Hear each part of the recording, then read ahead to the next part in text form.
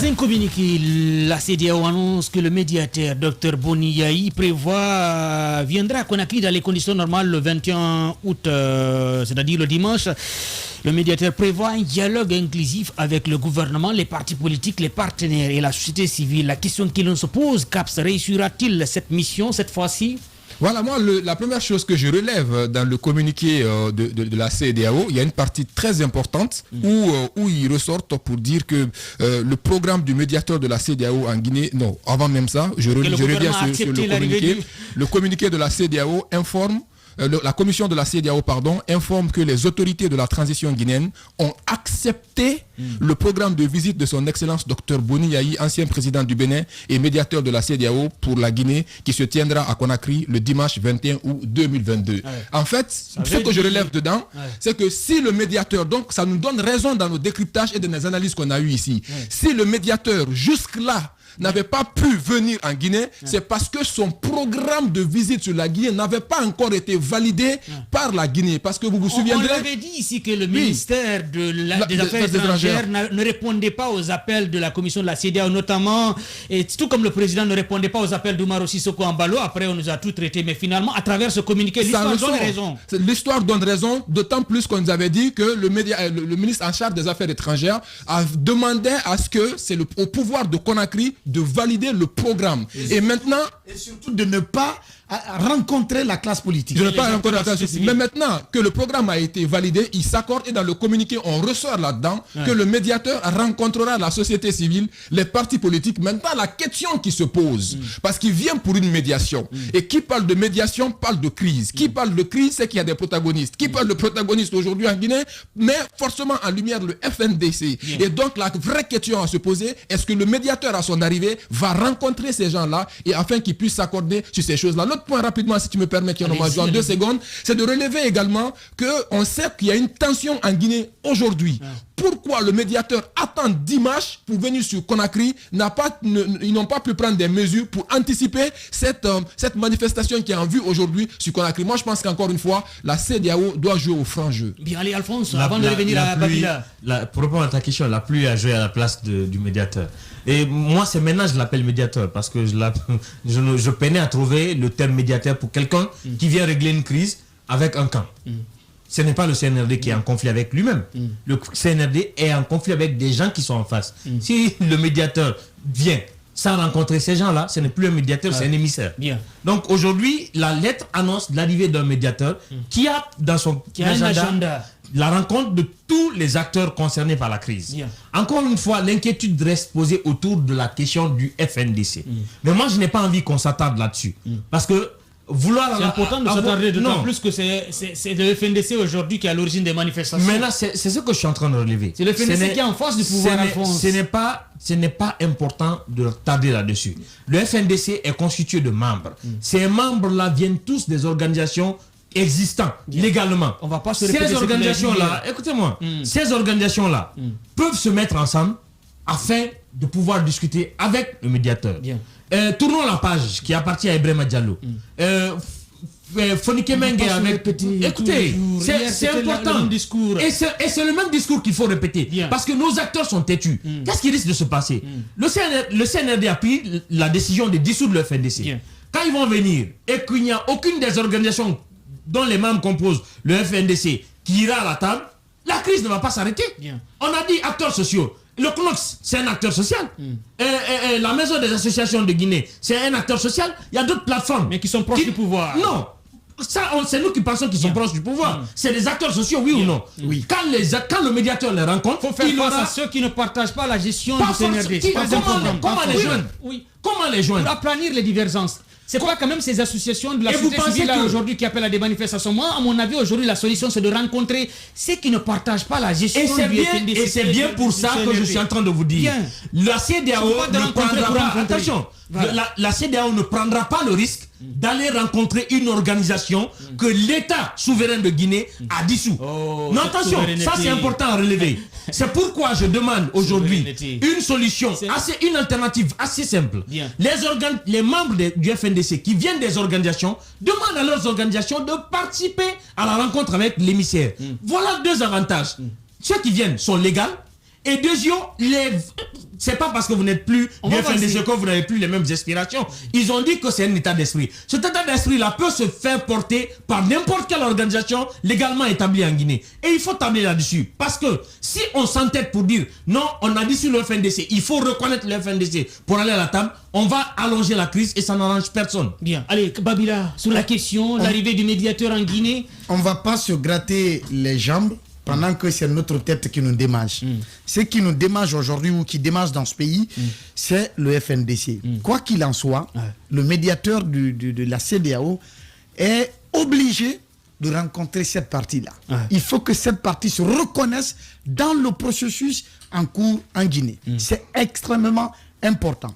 Caps a soulevé une question que je voudrais revenir sur cette question. Rapidement. Quand il dit pourquoi avoir attendu jusqu'au dimanche pour que le médiateur entre à Conakry. Il était annoncé aujourd'hui. D'ailleurs, le communiqué est arrivé à quel moment? Le communiqué qui annonce l'arrivée du médiateur et qui précise que le pouvoir de Conakry accepte l'agenda, c'est hier. Hier soir. Est-ce que c'est pas pour désamorcer, n'est-ce pas, cette nouvelle crise qui se profilait à l'horizon? Une manière d'amener le FNDC à surseoir à leur manifestation, parce que les deux mots qui sont beaucoup plus répétés dans le discours des acteurs qui s'opposent aujourd'hui à la junte, c'est premièrement le dialogue. Et il a dit dans le communiqué qu'il y aura un dialogue inclusif. Il a dit dans le communiqué qu'il y aura le dialogue inclusif. Ce dialogue inclusif prend en compte également tous les acteurs politiques et sociaux. Et donc, c'est une manière, de mon point de vue, d'amener le FNDC à surseoir à ces manifestations en attendant que la mission soit à Conakry pour voir quels vont être les tenants et aboutissants de ce déplacement. Justement, en parlant de cette manifestation annoncée par le FNDC, nous allons partir sur le terrain, retrouver l'un de nos reporters sur l'espace civil, à la personne de Lamine Kaba. Bonjour et bonne arrivée, Lamine. Bon, Lamine, vous êtes là, vous nous écoutez? Oui, je suis à cause présentement. Bien, il va falloir vous arrêter si vous êtes sur une moto, c'est très important, histoire de passer à l'antenne. Alors, dites-nous, sur place, à cause, quelle est la situation? Certes que c'est une manifestation, cette fois-ci, où il n'y a pas d'itinéraire, mais quelle est la situation sur place? Pour l'instant, nous vivons une matinée pluviale et il y a la pluie. Pour le moment, la circulation est fluide. Quelques motards et taximètres et conducteurs de véhicules roulent à merveille sans problème. Mais cependant, il y a des boutiques qui sont fermées et nous voyons la présence de certains dispositifs sécuritaires de la police. Également, les femmes étalagistes au niveau des rails vaquent librement à leurs occupations. Pour le moment, il n'y a pas de sanctions dans l'air, mais il y a quand même des policiers qui sont venus pour surveiller leurs boutiques par peur de ne pas être attaqués. Et évidemment, il y a certains jeunes aussi qui sont arrêtés en bord de route, qui veillent à la circulation ou qui veillent au grain en quelque sorte. Pour le moment, pas de manifestation, pas de mouvement. Oui, Babila. Dites-nous, le dispositif sécuritaire en place est composé de quel corps? Est-ce les militaires sont présents comme on a l'habitude de voir ou comme on l'a constaté dernièrement dans les rues de Conakry, en plus des gendarmes et des policiers? Secondo, les jeunes qui sont aux abords des routes, sont-ils durant des manifestants ou des contre-manifestants dont on a parlé lors des dernières manifestations? Pour le moment, le dispositif sécuritaire qui est déployé, il s'agit des pick-up de la police. Pour le moment, je n'aperçois que des policiers, pas de militaires en vue, pas de gendarmes aussi en vue. Il y a 3 pick-up de la police. À part cela, les jeunes qui sont là, ce sont des jeunes certainement qui gèrent les boutiques ici. On ne voit pas de manifestants d'abord. Ce sont des personnes qui sont venues pour veiller à leur boutique. Vous savez, vous n'êtes pas sans savoir que quand il y a les manifestations, les boutiques sont attaquées. Donc, des propriétaires de boutiques et des petits des tabliers ici qui sont venus veiller à leurs marchandises. À part cela, on ne voit pas de manifestants. Il n'y a pas de manifestants en vue. Bien, donc, dernière question, à vous entendre parler, il y a une fluidité de la circulation. Merci beaucoup. Revenez-nous. Oui, peut-être une dernière question. De Koza, quelle va être la seconde destination? De Koza, vous vous rendez à quel endroit précisément dans votre constat de la journée? Est-ce que c'est normal qu'ils disent? Après Koza, nous avons prévu d'aller à Bambeto, après Bambeto, Ramdalaï. Et là aussi, de ce point, nous allons nous rendre à la T7. Vu que vous savez très bien que ces derniers temps, quand il y a la manifestation, ce sont ces 3 endroits, Hamdallah, Kouza, Babete et la T7, qui enregistrent une forte tension. Donc, notre itinéraire après Kouza ici, nous allons à Babeto, de Babeto, nous allons à Hamdallah, et de là, nous allons à la T7. Merci beaucoup, Lamine Kaba. Soyez très prudents. À très bientôt. La pluie à Conakry, un dispositif sécuritaire sur place, des jeunes qui sont arrêtés devant leur boutique. Tout ce qu'on peut retenir par rapport à la sortie de Lamine. Oui, effectivement, c'est ce qu'il faut relever là-dedans. Pour le moment, comme il le signifie, on ne voit pas encore des leaders, notamment de ces différents mouvements, ou des jeunes en t-shirt FNDC, en casquette rouge FNDC, comme on a l'habitude de le voir. Aujourd'hui, on ne voit pas ça. Aujourd'hui, moi, ce que je veux mettre en avant, la paralysie est constatée. Depuis aujourd'hui, on le constate. Il y a même une fluidité sur l'autoroute. Il y a une fluidité totale, même sur l'autoroute ici, à la devanture de la radio espace. Mais en fait, ce qu'il faut relever, moi, je préfère que les gens restent chez eux, observent ce calme, une ville morte, parce que cette paralysie-là a un impact aussi sur l'économie du pays. Et ça, l'État, c'est pas bon du tout pour l'État. Et ça, c'est une forme aussi de manifestation que je pense qu'ils doivent relever ces différents points-là. Parce que je relevais hier un dernier truc dans un article où Sékou Koundono disait que même si c'est Joe Biden qui descendait en Guinée, que finalement cette manifestation, elle aura lieu. Alphonse, c'est qu'on peut retenir de l'intervention de Lamine. Moi, de l'intervention de Lamine, ce qu'il faut noter, c'est que pour le moment, il y a de la calmie. En fait, il y a un calme qui règne de là où il est. Il y a une fluidité. Et moi, je profite pour rappeler les habitants de l'Axe à une certaine maturité. La marche prévue par le FNDC, c'est sur l'autoroute. Ouais. S'il doit y avoir mouvement aujourd'hui, c'est sur le long de l'autoroute. Mais qu'on programme une activité sur l'autoroute et que l'Axe après manifeste, ce n'est pas admissible. Il faudrait aujourd'hui que cette zone-là connaisse le calme. Les citoyens de cette zone sont terrorisés. Quand on vous dit qu'il y a marche, je vous rassure qu'il y a des familles qui grouillent le monde entier pour trouver la provision à faire sur plusieurs jours. Il y a certains qui quittent même. Il y en a qui déménagent pour aller chez leurs connaissances afin de ne pas être victimes. Parce que ce que les jeunes oublient, après les manifestations, quand il y a des échanges de jets de pierre, il y a des policiers qui profitent, il y a des agents qui profitent, il y a des malfrats qui profitent pour faire du mal aux autres citoyens. Ce n'est pas tous les habitants de l'Axe qui manifestent, malheureusement. C'est des jeunes qui viennent manifester. Qui sont dans l'esprit de la manifestation. Et parfois qui ne sont même pas sur l'Axe, qui viennent d'ailleurs. Et c'est bien ça, qui n'habitent. Il y en a très souvent, quand vous posez la question aux jeunes de Bambeto Koza, ils vous disent non, ils n'habitent pas tous ici. Ils viennent pour la manifestation. Donc, il ne faudrait pas aujourd'hui qu'on transforme l'Axe en foyer de tension pendant que la manifestation est prévue sur l'autoroute. Allez, comme vous l'avez dit, cette fluidité n'arrange même pas l'État. C'est important de rappeler parce que économiquement, c'est pas bon. Trouvons une solution. On l'a toujours dit, je me répète 1000 fois, que mieux vaut se répéter 1000 fois que de se dédire. Négocions avant d'aller à la guerre, car après la guerre, on va négocier, disait Félix Houphouët-Boigny. Donc, il est temps pour le pouvoir de Conakry de revenir en arrière. On n'a pas en face de nous des habitants, des citoyens de notre peuple, de notre État. On a en face que nos frères et sœurs guinéens. Nous sommes tous pour le bien de ce pays. Et ce sont ces mêmes Guinéens qui ont légitimé l'illégitime coup d'État intervenu le 5 septembre. Ce sont ces mêmes Guinéens... C'est pourquoi quand parfois on me dit qu'il y a des enfants qui sont sortis, ce sont les mêmes enfants qui étaient venus acclamer le CNRD. Qui ont donné... C'est différent. C'est la même chose, ça revient, c'est des enfants. Attention, l'acclamation et l'affrontement, ce n'est pas les mêmes circonstances. C'est des enfants qui sont sortis. Attention, ce n'est pas les mêmes circonstances. En fait, pourquoi ces habitants-là sont sortis le 5 septembre pour soutenir le coup d'État? C'est parce que ces habitants-là en avaient marre par rapport au système de gouvernance qui était en place. Et que les acteurs du moment qui sont aux commandes dénonçaient également qu'on se regardait en chien de faïence, qu'il y avait le mépris de l'autre, qu'il y avait la politisation à outrance, qu'il y avait la méfiance qui régnait entre les Guinéens, qu'il y avait l'instrumentalisation, qu'il y avait ci, il y avait ça. Tous les mots dont souffre notre société avaient été évoqués.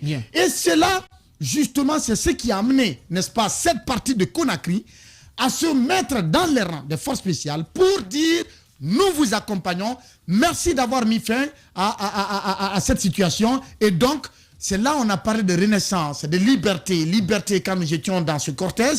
Aujourd'hui, si tous ces propos, tous ces engagements, ces espoirs vendus au peuple ne sont pas au rendez-vous. Le simple fait de mettre en place un cadre de dialogue, ça coûte quoi à l'État? Ça coûte quoi aussi à l'RD? On va aller sur le terrain. Ça coûte quoi? Va aller sur le terrain du côté de l'abbé, retrouver. Oui, parce qu'il y a une nouveauté du côté de l'abbé, une grande première.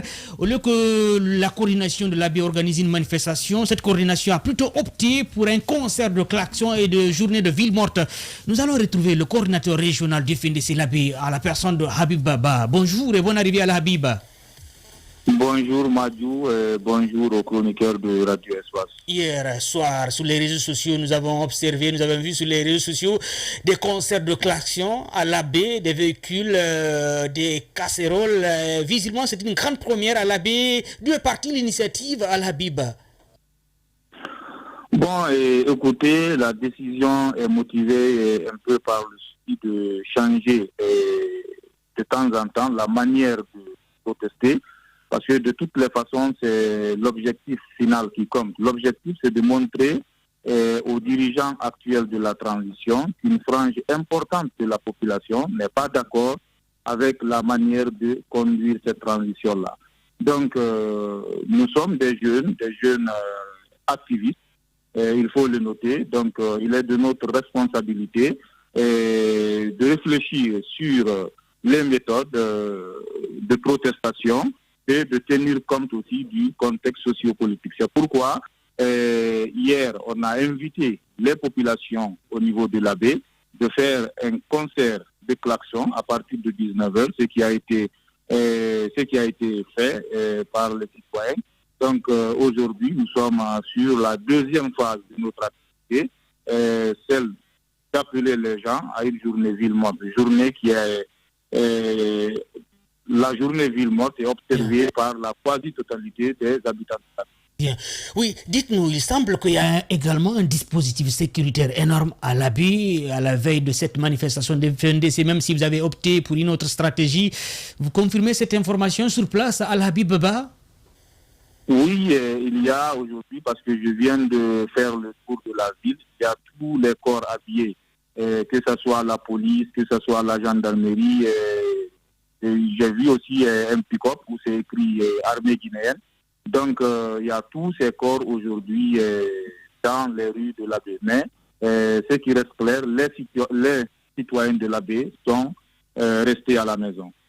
Al-Habib Baba, coordinateur régional du FNDC, l'Abbé en direct de l'Abbé. Oui, Kapsa. Alors Al-Habib, je commence par saluer cette innovation du côté de l'Abbé dans les manifestations. Alors la question que je relève là-dedans par contre, c'est de savoir pourquoi l'Abbé se désolidarise de cette stratégie globale du FNDC. Qu'est-ce qui motive cette différence en termes stratégiques? Bien. Écoutez, d'abord je vais vous dire quelque chose. Un constat que tout le monde sait, l'AB c'est l'antenne du FNDC la mieux structurée, la mieux organisée. Donc si toutefois nous appelons à des manifestations, nous pouvons mobiliser l'ensemble des populations de l'AB. Mais comme je vous l'ai dit, nous sommes des jeunes réfléchis, nous sommes des citoyens en quête de changement. Donc, en ce qui concerne le FNDC au niveau national, nous avons l'habitude de nous démarquer de ce que le FNDC au niveau de ce que les gens de Conakry font. Même dans la lutte contre le troisième mandat de M. Alpha Condé, il y avait de ces jours-là où la coordination nationale appelait à des manifestations sur toute l'étendue du territoire et que nous, à la baie, on ne participait pas. On organisait aussi des manifestations que Conakry n'avait pas appelé. Donc ça ne veut pas dire qu'on n'est pas en phase avec la coordination nationale. Une dernière question, Babila. Et pourquoi est-ce que vous avez essayé de prendre langue avec la coordination nationale? Peut-être, comme vous l'avez fait, pour que cette coordination pense aussi à changer d'approche, emboîter vos pas pour que qu'on assiste, comme par le passé ils l'ont fait, journée ville morte, désobéissance civile, etc., qu'on pense autrement que de descendre dans la rue pour affronter les forces de sécurité et de défense. Bon, écoutez, je pense que si ça sera nécessaire, nous allons le faire. Mais ce qui reste clair aujourd'hui, je pense qu'on doit mener une lutte très très intelligente, voir le contexte actuel. Je ne vais pas dire qu'au niveau de l'AB, on va cesser entièrement les manifestations. Non, on va manifester de temps en temps, mais il faut habituer aussi les citoyens à un autre mode de protestation, parce que l'objectif, comme je l'ai dit, c'est de montrer notre désaccord, c'est de montrer notre désapprobation. Aujourd'hui, la ville de l'Abbé est paralysée. Bien. Donc, il n'y a aucune activité. Ça, c'est aussi important qu'une manifestation pacifique. On peut, par exemple, les prochains jours, appeler tous les militants de l'Abbé de porter des t-shirts rouges et aller travailler. Donc, nous allons essayer de réfléchir et voir dans quelle mesure nous allons continuer, parce qu'il faut continuer cette contestation jusqu'à ce que le CNRD comprenne qu'il y a vraiment des jeunes qui sont aussi soucieux que la transition la réussisse. On ne fait pas les choses pour ne pas que la transition ne réussisse pas. Donc, on va essayer de voir dans quelle mesure on va continuer ces protestations, mais tout en privilégiant aussi certains aspects. Il y a une dernière question, Alphonse, rapidement. Quelles sont les dispositions que les autorités... Est-ce que quand vous avez lancé cet ordre de manifestation, vous avez envoyé une lettre d'information auprès des autorités? Est-ce que, comme ce que vos amis ont subi, ils ont rejeté vos courriers? Bon, honnêtement, on n'a pas envoyé de lettre d'information à la commune, parce que comme vous le savez, bon, on ne tenait pas trop à faire la marche. Donc, on s'est dit que c'est pas la peine d'envoyer une lettre à la commune, parce que ce n'est pas des manifestations que nous organisons. Nous appelons nos militants, ce sont nos militants que nous avons appelés, de rester à la maison. Si toutefois les militants souhaitent accompagner le FNDC, ils vont rester à la maison. S'ils ne souhaitent pas aussi, ils peuvent aller travailler. Mais ce qui reste clair aujourd'hui, tous les citoyens de l'Abbé sont dans l'esprit du FNDC, parce que personne n'est sorti pour ouvrir sa boutique et son magasin. Bien. Habib Baba, en direct de l'Abbé, le coordinateur régional. Merci d'être intervenu. À très bientôt et bonne journée. Merci beaucoup. Rapidement, un mot avant de partir, parce qu'on a un autre sujet, avant de clôturer cette émission. Il nous reste que 10 minutes. Oui, Alphonse. Moi, j'ai envie de dire que c'est... En fait, l'idée de ce coordinateur régional est ce que devait porter... L'idée de la coordination régionale de l'Abbé. Et ce que devait porter la coordination nationale du FNDC. Vous savez, le souci avec les manifestations qu'on a l'habitude d'avoir... Mais il y a un souci aussi que les gens doivent comprendre. Ça ne veut pas dire sortir manifester, il faut forcément affronter l'effort de sécurité. Non. C'est important que l'État sécurise les citoyens. Mais ça ne veut pas dire que, ouais, parce qu'il y a une ville morte, ou bien c'est parce qu'on veut organiser un concert de casserole que les autres ne vont pas exprimer leur ras-le-bol dans la circulation. Majou.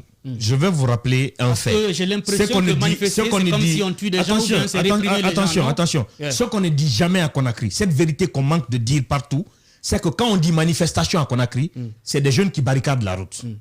À Conakry, la pratique existe. Quand on dit manifestation demain, la soirée déjà, il y a des... Vous voyez deux petits délinquants qui prennent le soin sur eux de barrer la route. Et ça se fait aux yeux, au vu aussi de tout le monde. Je suis d'accord avec vous. Mais donc, pourquoi l'État également interdirait une manifestation? Attention, alors que la chambre on vient à ça. Non, attention. Non, quand même, ne rejetez pas ça. Madjou, je ne suis pas en train de rejeter. Je suis dans une logique. Je suis en train d'expliquer une logique. Non, je suis en train d'expliquer une logique. Tu me laisses finir. Je dis que quand on parle de manifestation en Guinée, autorisé ou pas, il y a des jeunes qui prennent le risque sur eux de barrer la route.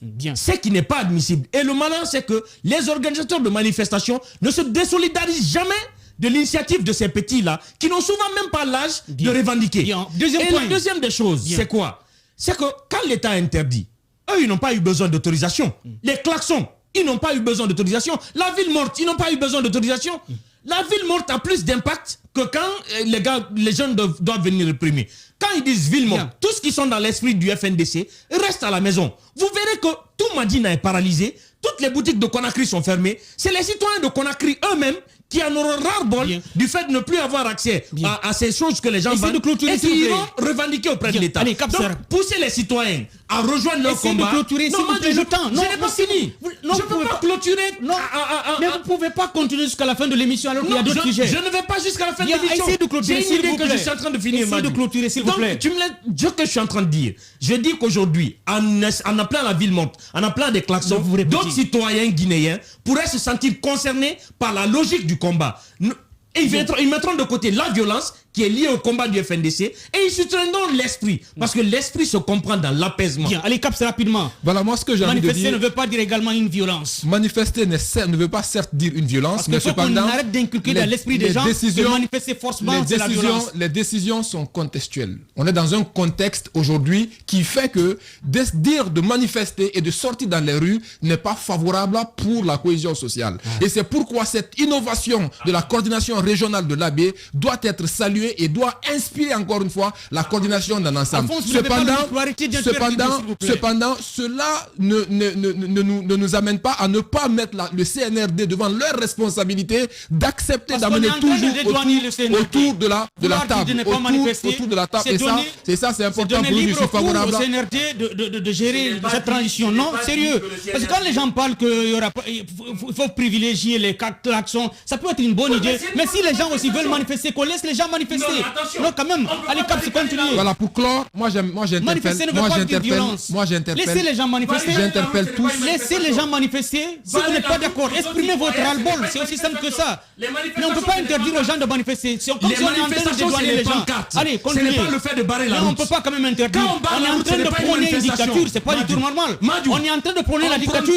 Non, vous êtes en train de prôner la dictature. Vous êtes en train de prôner la dictature. La pancarte, c'est la manifestation. Laissez les gens manifester. Si vous n'êtes pas d'accord, c'est aussi simple que ça. Si les jeunes sortent exprimer leur ras-le-bol, c'est plus intelligent. Allez, Caps clôturé. Ce qui est intéressant, les gens de manifester quand même. L'un dans l'autre, on a un dénominateur commun qui s'appelle la Guinée. Et aujourd'hui, l'issue pour sortir de cette crise-là, il faut que chaque parti accepte de s'entendre avec le médiateur qui arrive afin qu'on puisse se comprendre et sortir de cette situation. Encore une fois, on ne peut pas continuer à faire la même chose et s'attendre à un nouveau résultat. Bien, allez, Babila. Je voudrais dire que si tout le monde, comme l'a dit quelqu'un, si tout le monde est du même avis, c'est que personne ne réfléchit beaucoup. La diversité, ou en tout cas les divergences de vues sont normales dans un débat démocratique. Et donc, aujourd'hui, chacun a une position face à cette situation qui se vit dans notre pays. Moi, personnellement, je renvoie toujours la balle à l'État. En fait, quand on n'est aucune action publique, ou en tout cas aucune autorité, aucun système de gouvernance n'a de la légitimité si ça ne se repose pas, en tout cas, sur la volonté du peuple. La volonté du peuple doit primer. À partir du moment où ce peuple n'est pas en phase avec ce qui est en train de se dérouler, il revient aux décideurs, n'est-ce pas, de revenir en arrière pour se mettre à la même dimension que ce peuple-là, afin, n'est-ce pas, de conduire les affaires de la nation. C'est extrêmement important. Et de l'autre côté, le civisme doit caractériser toutes les actions que nous posons dans le sens, justement, de faire avancer notre pays. Mais qu'à cela ne tienne, il faudrait, de part et d'autre, que chacun privilégie ce pays-là, parce que nous n'allons pas quitter ce pays pour se retrouver dans un autre État. On est tous appelés à vivre dans ce pays et à mourir dans ce pays. Et comme on l'a dit, la définition de la démocratie, il est dit que c'est le pouvoir du peuple par le peuple et pour le peuple, mais qui respecte également le droit de la minorité. Aujourd'hui, je pense que il y a ce qui est visible, en tout cas sur le terrain, il y a une grande majorité qui n'est pas favorable à la conduite actuelle de la transition. Il y a une minorité silencieuse également qui ne se manifeste pas et dont les priorités, ou en tout cas dont les droits doivent être respectés justement dans la dignité ou dans la forme la plus absolue. Et donc ça, il faut pas l'occulter. Cette minorité ne doit pas être contrainte, en tout cas, à, disons, subir, n'est-ce pas, des actions de la majorité parce que c'est la majorité qui domine. Non, il faudrait qu'on essaye aussi de faire la part des choses. Mais quand dans l'un ou l'autre, il revient encore une fois au maître du jeu. Quand il y a un match de football, ce sont deux camps qui s'affrontent, il y a l'arbitre qui est là, c'est lui le stabilisateur, c'est lui le régulateur, c'est lui qui dit le droit, c'est lui qui dit qui a raison, qui a commis des fautes. Et donc, l'arbitre qui est là aujourd'hui, c'est le CNRD qui semble ne pas être en tout cas dans l'esprit d'une frange importante de la population. Et là, cela doit cesser. Il faut que le CNRD sache qu'ils sont là pour gouverner un pays, pas pour mettre en marche leur volonté, leur unique volonté, n'est-ce pas, de diriger ce pays-là. Bien, oui, Cap, ça peut clôturer pour comme solution? Voilà, comme solution aujourd'hui, la solution elle est simple, hein, il faut s'accepter sur ça. Mais moi j'ai quand même envie de relever un petit point qui nous a échappé. Vous saviez, il était donné à la Guinée jusqu'au 31 juillet pour revoir cette durée des 36 mois de la transition. Et aujourd'hui on est pratiquement le 17 août et jusqu'à présent rien par rapport à ce fait-là. On ne voit que de report en report l'arrivée du médiateur sur la Guinée. Mais encore une fois, ce que j'ose espérer, c'est qu'on aille vers un dénouement heureux de cette crise qui est en train de naître aujourd'hui. On a besoin de la participation de tout le monde et encore une fois, quand les forces vives de la nation et les acteurs de la transition qui sont le pouvoir, c'est-à-dire la junte militaire au pouvoir, quand ces deux entités se comprennent dans une transition, on s'en sort et on réussit. Mais quand ces gens-là sont à couteau tiré, on ne s'en sort pas, c'est un retard qui ne profite à personne et le CNRD va passer à côté de l'engagement de départ qui est pris et pour leur honneur personnel, ils doivent accepter qu'on s'assied autour de la table pour discuter parce que tout doit commencer par le dialogue et tout doit encore une fois doit finir par ce même dialogue. Allez, Alphonse, comme solution pour une sortie de crise? Moi, j'ose espérer que c'est le dernier voyage de médiateur en Guinée.